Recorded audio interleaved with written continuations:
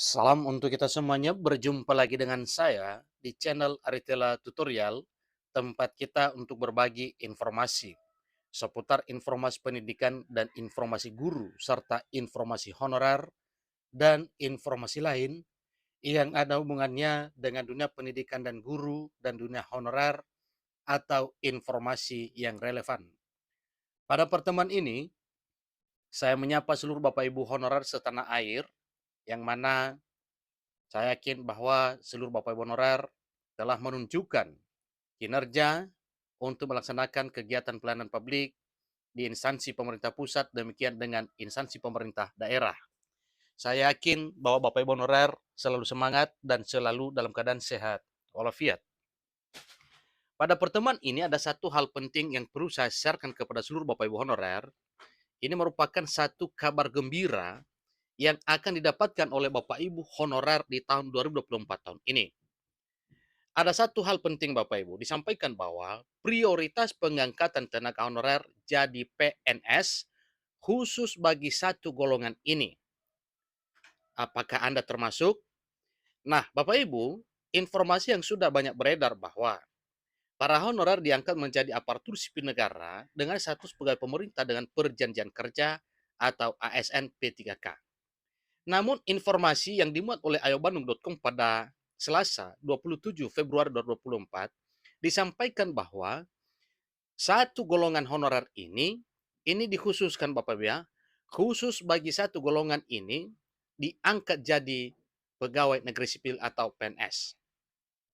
Untuk lebih jelas informasinya, mari kita simak informasi berikut sampai selesai.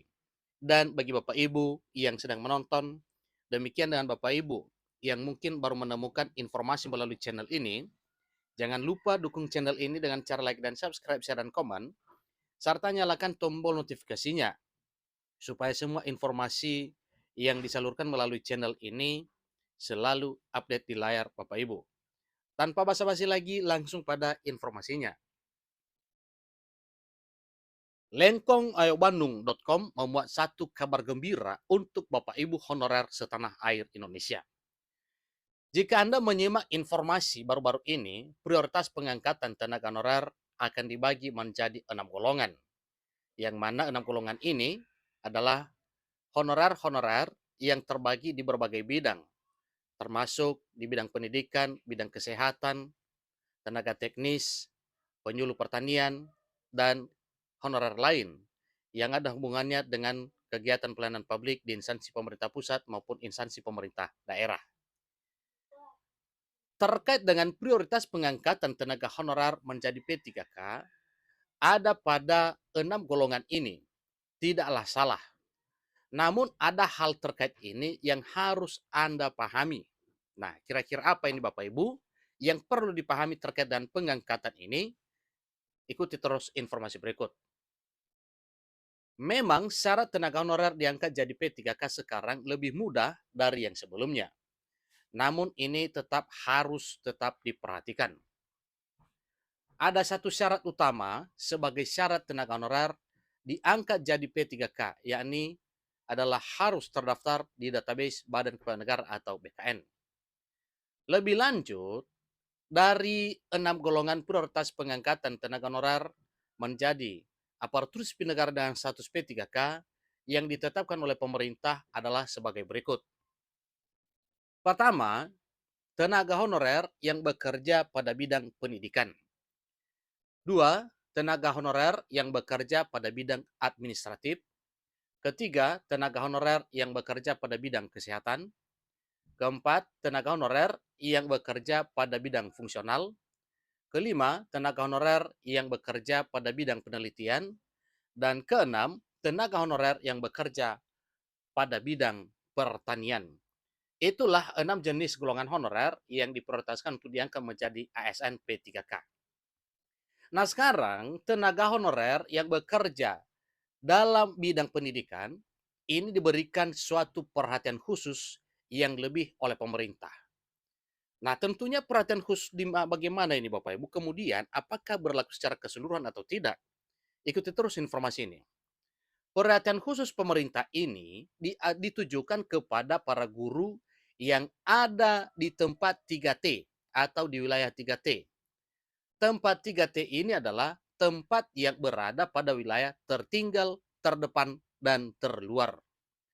Nah, tentunya satu pertanyaan yang muncul, kira-kira apa perhatian khusus? Atau mungkin ada kebijakan khusus terkait dengan hal ini bagi mereka para guru yang berada di daerah 3T?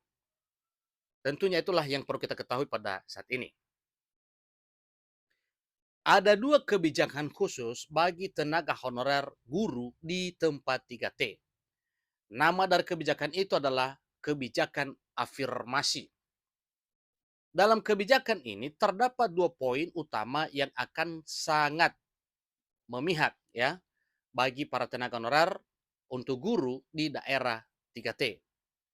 Pertama, pengangkatan PNS guru 2024 yang ada di tempat 3T akan jadi prioritas utama. Ini tentu akan sangat membahagiakan Bapak Ibu ya. Tetapi ini tidak perlu iri dengan mereka ya karena memang mereka ini benar-benar sangat diperhatikan. Namanya saja para guru honorer yang mengabdi di daerah 3T. Perjuangan mereka cukup luar biasa untuk mencerdaskan anak negeri.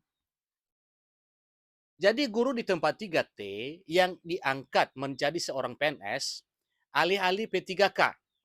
Ini dikonfirmasi oleh Menteri Pan-RB.